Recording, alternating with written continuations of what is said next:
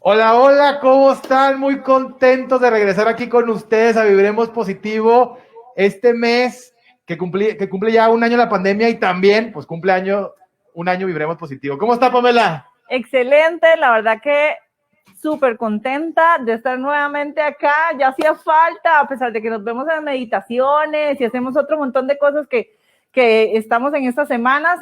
De igual manera, pues, sobre todo emocionada porque tenemos un súper invitado hoy. Tenemos un invitadazo que ha puesto a Costa Rica junto con su equipo en un referente mundial, tenemos que decirlo así, estamos muy orgullosos de estar en este país y cómo ha liderado la pandemia y cómo pues también han pasado momentos difíciles que los hemos podido superar como país. Entonces vamos a dar la bienvenida al ministro de Salud, el doctor Daniel Salas. Doctor, ¿cómo está?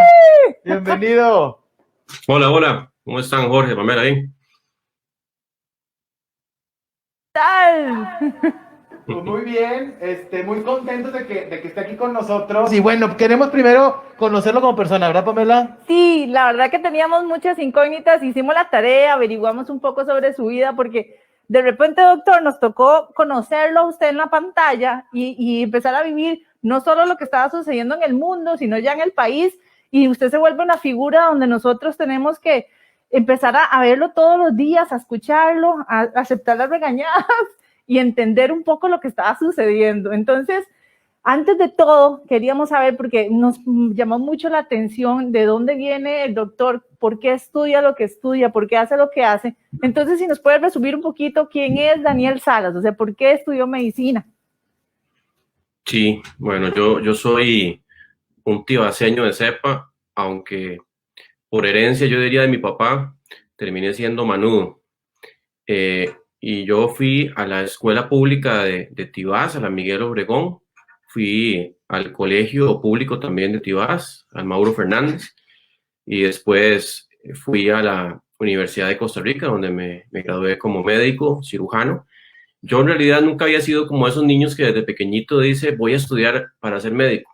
No era un sueño de toda la vida mío, pero sí, cuando yo estaba en el colegio, recuerdo muy bien que me encantaba todo lo que era experimentos, la parte científica, la parte de biología, de conocer cómo funciona el organismo, ¿verdad? La fisiología.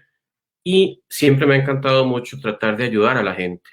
Entonces, de repente ya me acerco yo a un décimo, ¿verdad? En el colegio y me veo en una encrucijada de, bueno, ¿qué escoger, ¿verdad? ¿Qué opciones había? Curiosamente, me gustaba mucho también ingeniería en sistemas. Entonces, no estaba del todo descartado.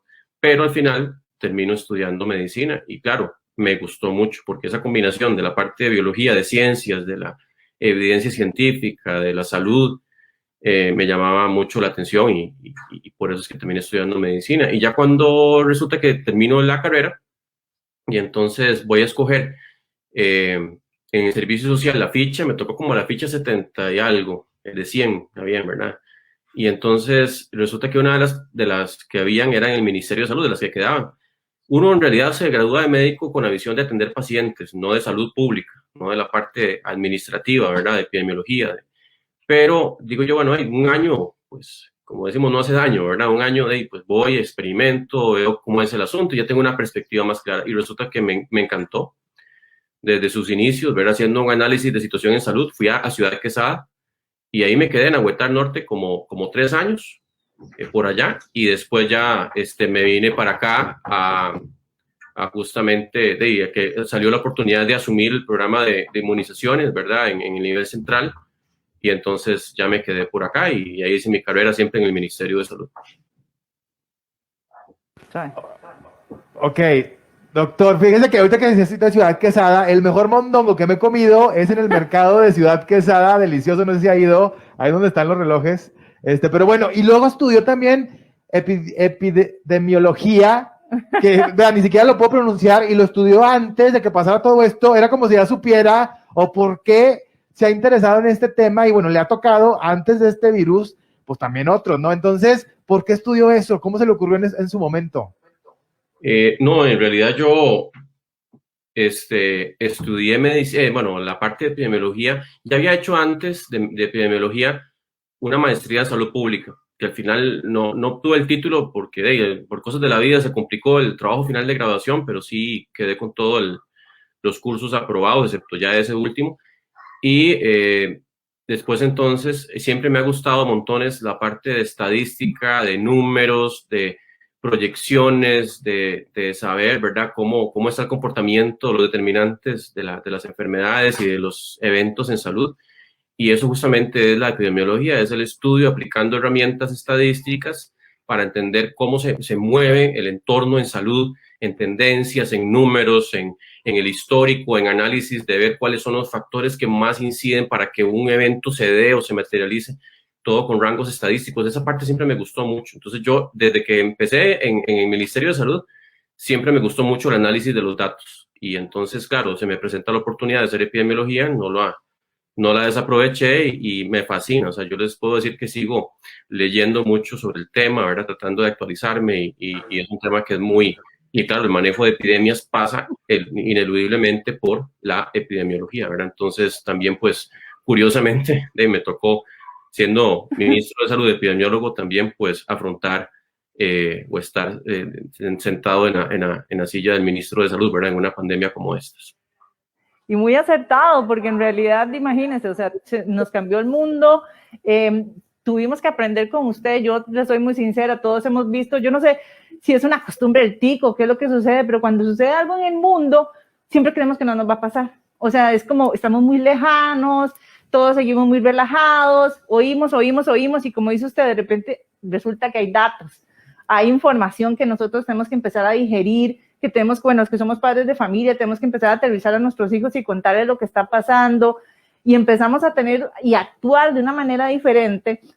Y como le estaba diciendo anteriormente, usted junto con todo el equipo nos guió en ese proceso y aprendimos. O sea, cada vez que teníamos la conferencia de prensa, todo el mundo al mediodía, estar viendo la información, pues era eso, eran compartir datos y tener información. Y lo que yo quiero saber, doctor, es cómo hace usted, porque como ser humano, todos estamos en ese momento, todos fuimos muy frágiles en ese momento. ¿Y cuál es el secreto, Daniel Salas, para poder guardar, ser tan ecuánime y guardar esa tranquilidad que nos transmitió a todos en algún momento? Lo vimos bravo, sí le confieso, yo tuve ahí mi temor, pero sí, de repente, esa tranquilidad que usted nos transmitía, donde usted nos decía, estamos haciendo lo mejor que podemos, estamos tratando de que esto no se sienta tan fuerte. Fue increíble. O sea, doctor, ¿cómo hizo? O sea, ¿qué es lo que se hacían para poder estar tranquilo ante una situación tan complicada? No, yo creo que en eso pues vale mucho decir que el conocimiento da mucha tranquilidad y obviamente en esto había muchas cosas que no sabíamos, pero lo que sí sabíamos y lo que fuimos conociendo evolutivamente, ¿verdad?, de forma progresiva, y también nos daba más herramientas para poder tranquilizar a la población, para darle nuevos elementos. Muchas veces hay cosas muy frescas, ¿verdad? Teníamos que, o sea, tal vez el conocimiento estaba apenas saliendo y ya lo estábamos comunicando. Pero yo siempre he sido muy consciente que cuando uno se dirige a la población, y especialmente a través de medios de comunicación, uno tiene que, pues, hablar con conocimiento. Uno tiene que transmitir el conocimiento de una forma muy clara y muy llana, y eso ayuda justamente mucho a tranquilizar, porque justamente en una situación como estas, la gente está muy inicialmente desesperada, muy ansiosa, ¿no? No saben qué es lo que está pasando, cómo es que se puede comer este asunto de la pandemia, ¿verdad? Que si el virus es aquí, que si es allá, que si esta medida es más importante que la otra. Y entonces tratando de poner todo eso en perspectiva y obviamente con el conocimiento que teníamos en cada momento epidemiológico, porque hemos avanzado mucho en lo que yo les decía, el conocimiento, pero es eso, o sea, yo siempre he pensado en que cuando uno se pone enfrente de un medio de comunicación, es una responsabilidad enorme. Y jamás si el ministro de Salud se ve descontrolado. Doctor, es que sí, por ejemplo, nosotros creamos este movimiento que se llama Viviremos Positivo porque era importante ayudar a la gente con herramientas y con historias que nos mantengan positivos, que nos mantengan enfocados en otras cosas, o sea, porque si nos empezamos a desesperar, si empezamos a sentirnos mal, entonces, ¿cómo enfocarnos con el ejercicio, con una buena alimentación? Porque luego vienen otros problemas de salud mental y de salud física. Entonces, ¿qué hace usted aparte o sea, cómo se mantuvo con esta tranquilidad o cómo nos la intentaba proyectar o cómo le hacía para no perder la calma? Porque obviamente todos vivimos momentos difíciles durante la pandemia y lo seguimos viviendo. Entonces, ¿qué hace Daniel Salas? ¿Hace algo diferente? ¿Medita o qué hace?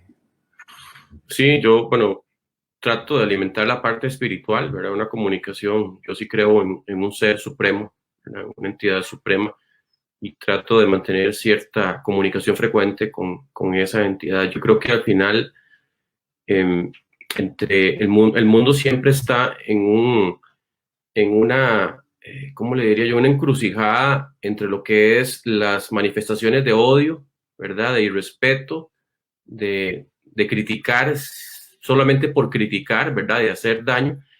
Y la otra opción justamente es de transmitir sentimientos, como ustedes hablan, positivos, de dar amor, de dar respeto, de dar dignidad, de ser humilde.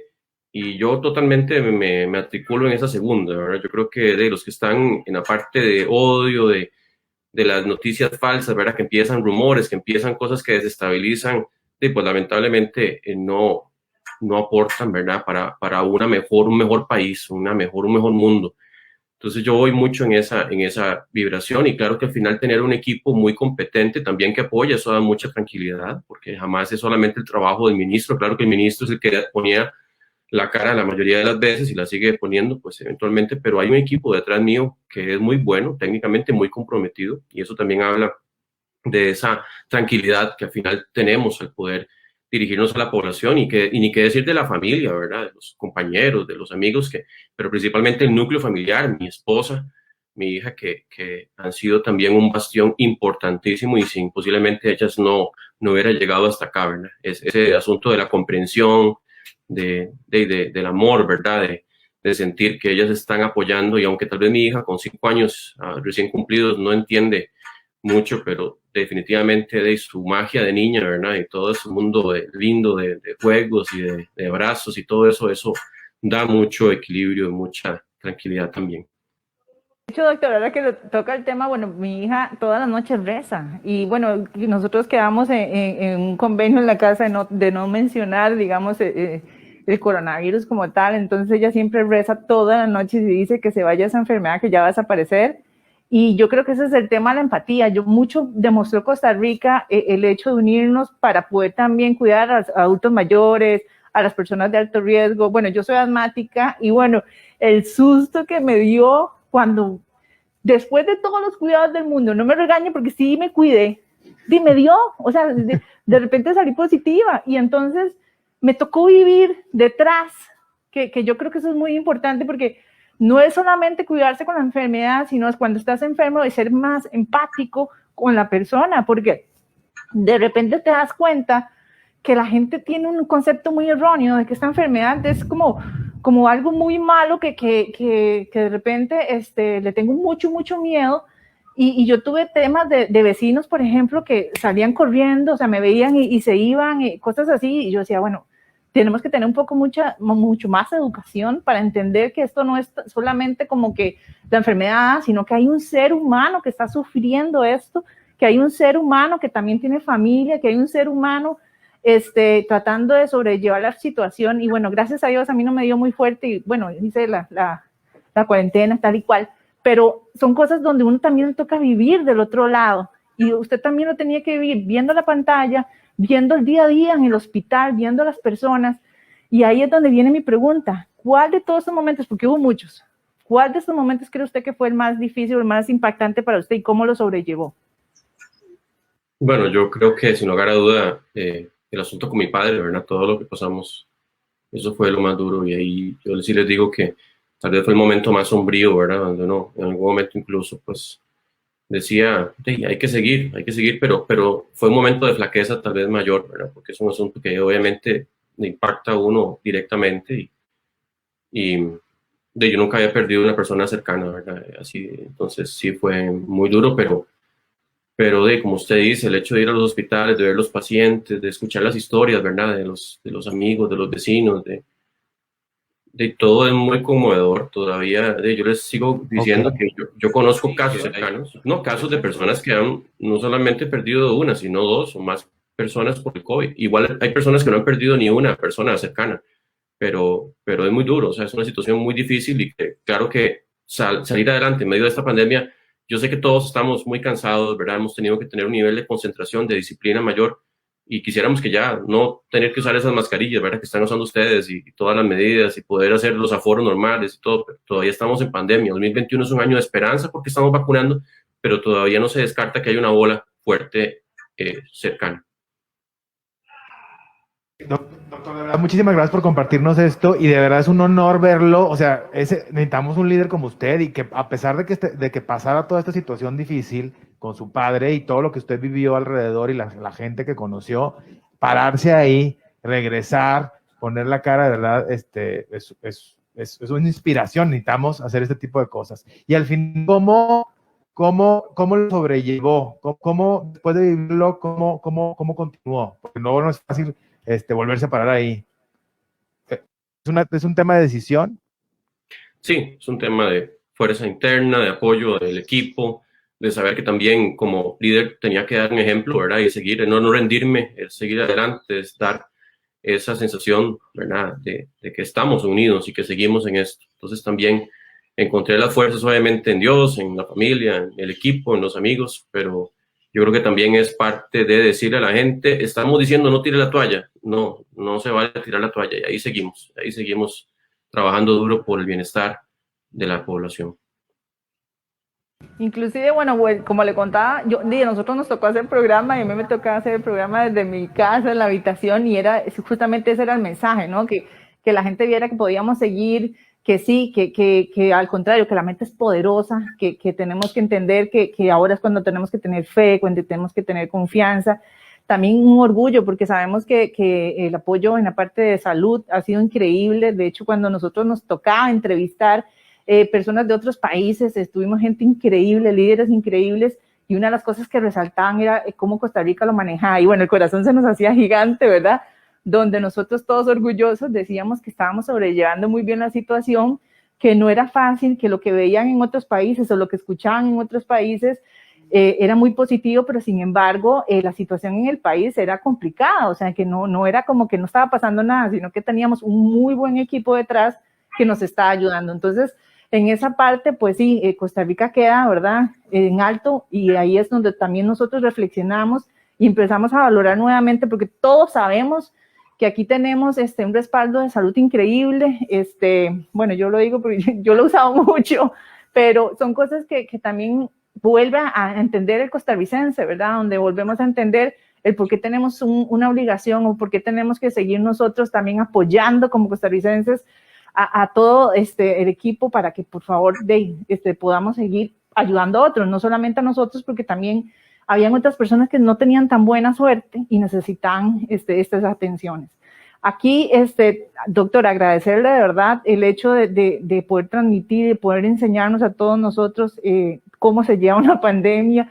Nosotros de verdad, lo conversábamos cuando iniciábamos el programa, cada quien ayuda con sus maneras. El conocimiento que ustedes nos transmitieron nos ayudaron a nosotros los costarricenses de una manera que empezamos a educarnos y a entender, y nosotros con nuestras herramientas lo hicimos.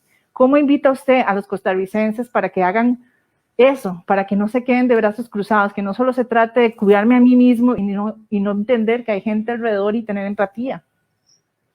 Sí, eso es un mensaje muy importante de saber que no somos entes aislados, no somos entes individuales que no estamos en relación con otros. Eso se trata justamente de vivir en sociedad, y el humano es un ser social por excelencia. Y justamente ese asunto de que lo que yo hago impacta a los demás, mi comportamiento, si yo salgo tosiendo, ¿verdad?, estornudando, y voy al súper y no me hago primero no debería salir, y si salí por una situación por lo menos la etiqueta del estornudo, ¿verdad?, de la tos, pero el no hacerlo es justamente como cierto punto muy, muy desconsiderado, ¿verdad?, como decir, no me importa tu vida, si vos te enfermas, si tenés un factor de riesgo y te terminas complicando, muriendo, no me importa.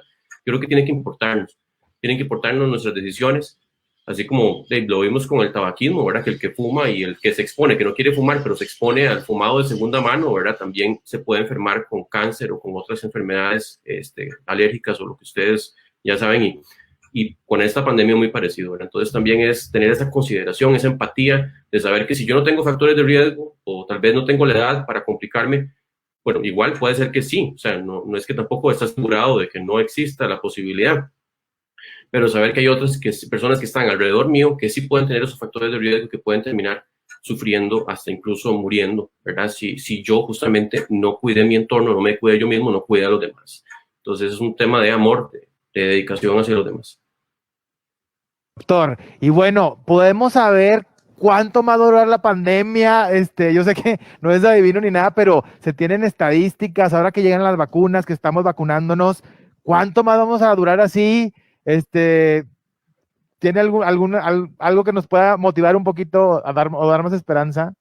Sí, yo creo que mientras sigamos con una inmunidad que no es la colectiva, ¿verdad? Los niveles, el porcentaje, que lleguemos a un 70% más de la población vacunada, y eso recordemos que también hacer una pandemia se ve no solamente a nivel de Costa Rica, se ve a nivel mundial, y recordemos que también hay variantes del virus que van saliendo, entonces también todo eso entra en juego para entender eventualmente en qué momento podríamos decir que la pandemia se acaba, porque no es que se acaba en Costa Rica, pero se acaba hasta que todo el mundo, ¿verdad?, diga ya tenemos inmunidad de rebaño, tenemos la situación que no está provocando niveles epidémicos por encima de lo esperado, porque puede ser que el coronavirus ya se convierta en un virus parecido a la influenza, que de vez en cuando tenemos periodos de mayor actividad y de mayor impacto en la salud. Entonces, es claro que el 2021 todavía no es un año donde podamos, creo que, celebrar completamente que se finaliza, pero sí es un año donde muchos países vamos a avanzar hacia la inmunidad de rebaño y vamos a poder tener muchas medidas relajadas, pero en el momento en que ya tengamos esa inmunidad de rebaño, no antes, ¿verdad? Porque eso tenemos que irlo construyendo, y si yo me vacuno, si usted se vacuna, o sea, si empezamos a construir un escudo fuerte, que eso se hace como en cadena, ¿verdad? Como decir una cuerda que usted la compone de un montón de hilitos, entre más hilitos tenga esa cuerda, más fuerte es, y así es como se hace la vacunación colectiva. Entre más nos vacunemos, más rápido tenemos esa oportunidad de tener el mundo como lo conocíamos antes.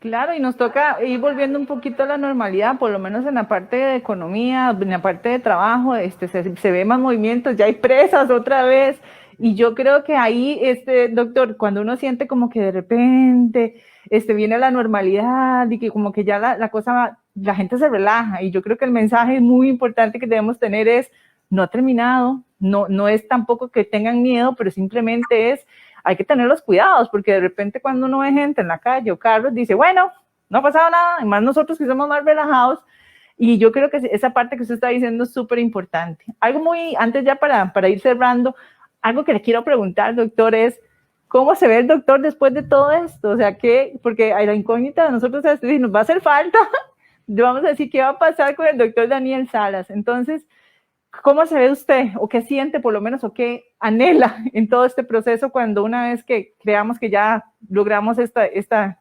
normalidad? Sí, yo pues tengo mi puesto en propiedad en el Ministerio de Salud. Yo soy en mi plaza en propiedad director de Vigilancia de la Salud, que es un tema totalmente afín, ¿verdad?, a todo lo que hemos vivido. Pero en realidad yo siempre he dicho, mientras yo pueda trabajar, mientras yo sienta que estoy aportando, que estoy hasta cierto punto rompiendo los status quo, yo siento que no podemos jamás entrar en zonas de confort y no trabajar en una mejora continua de la calidad. Eso ha sido uno de mis principales retos, ¿verdad? Y mientras yo pueda aplicar mis conocimientos y sentir que estoy siendo productivo y que puedo aportar mi granito de arena en la salud pública, seré, le aseguro, muy feliz. Yo en eso no tengo una aspiración mayor. Obviamente, pues habrán oportunidades que podrían surgir, pero en su momento se analizarán. Pero en realidad mi aspiración y mi deseo siempre es seguir aportando en la salud pública del país, desde mis conocimientos y mis capacidades. Okay, doctor, de verdad, muchísimas gracias. Estamos muy contentos de que haya estado aquí hoy con nosotros. Gracias por ese liderazgo, gracias por demostrarnos que siempre se puede y siempre se debe seguir adelante, no tirar la toalla aunque vivamos situaciones difíciles y que siempre sepamos que vamos a salir de esta. Esto es un momento difícil, sí, pero estamos aprendiendo y nos va a ayudar a evolucionar como personas, a entender que somos unos, o sea, que todos somos uno mismo y que tenemos que cuidarnos no solamente en esta situación, sino en cualquier situación que vivamos. De verdad, doctor, muchísimas gracias por estar hoy aquí y vibrar positivo con nosotros. No, yo encantado, ¿verdad, Jorge y Pamela, haber compartido con ustedes este ratito y ojalá que pues todo lo que hacemos deje una enseñanza, una oportunidad de decir podemos todavía mejorar, y el mensaje final es ese, que no, la pandemia no termina, tenemos que seguirnos cuidando a pesar de que veamos que el mundo como que ya empieza a encarrilarse un poquito más pero el virus todavía sigue circulando y como les digo, todavía es muy probable que tengamos otra ola, esperemos que no sea tan fuerte, pero eso todavía está en el panorama mientras no avancemos con la vacunación, que eso se dará la inmunidad de rebaño posiblemente ya en avanzado el segundo semestre de este año. Muchas gracias, doctor. Hacer caso, ¿verdad? Ese es el mensaje, por favor, estar siempre positivos, poder en la mente y bueno, desearles a todos una feliz tarde y agradecerles su atención. Gracias, doctor. Gracias, doctor.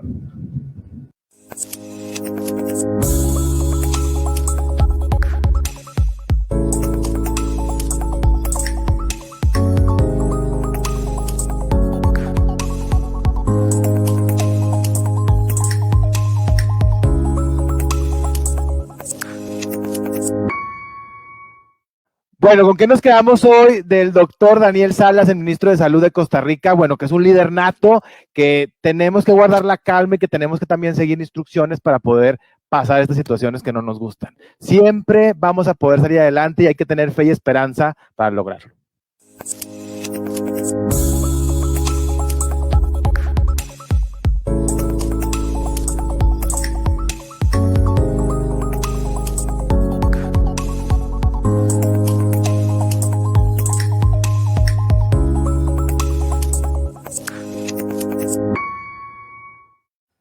El agradecimiento a nuestros amigos de Bottega que siempre se lucen en ponerme súper bonita y cómoda. De verdad que hoy me dieron una blusa, no saben la tela. Aquí me combinaron con un pantalón de cuadros, delicioso y súper cómodo. Invitadísimas, chicas, porque hay bellezas, no puedo explicar los vestidos, las enaguas, las blusas. Bueno, en realidad hay tanta variedad, así que por favor lleguen a Granadilla de Curridabat y aprovechen. La República se ha transformado en una de las mejores plataformas digitales de noticias del país. Con más de 500,000 seguidores en redes sociales y 2 millones de visitas en nuestra página web, buscamos crear el contenido deseado por nuestros lectores. Reciba el mejor análisis periodístico del país en larepublica.net con acceso ilimitado y gratuito y en nuestras redes sociales de Facebook, Instagram y Twitter. Jorge, programazo el día de hoy, increíble el doctor Daniel Salas y bueno, muchos aprendizajes y sobre todo saber el mensaje principal que hay que seguirnos cuidando, que no hay que aflojar y que tampoco hay que tener miedo, simplemente tener cuidado. Sí, hay que cuidarse y ya está, pero hay que perder el miedo al virus. Y bueno, vienen sorpresas para Video Positivo, cumplimos un año de estar aquí con ustedes. De aventuras. Y bueno, recuerden que tenemos las meditaciones, el ejercicio, la parte de cultura, la parte de negocios en nuestras redes sociales, en nuestra plataforma para que nos sintonicen y sigamos creciendo como personas. Aprovechemos de pretexto el virus para poder evolucionar y ser mejores, ¿verdad, Pamela? Así mismo. Bueno. Muchas gracias por estar con nosotros durante todo este año y de verdad nos estamos luciendo para que sea mejor todavía en este 2021 y contamos con ustedes. Vienen cosas grandes. Muchas gracias.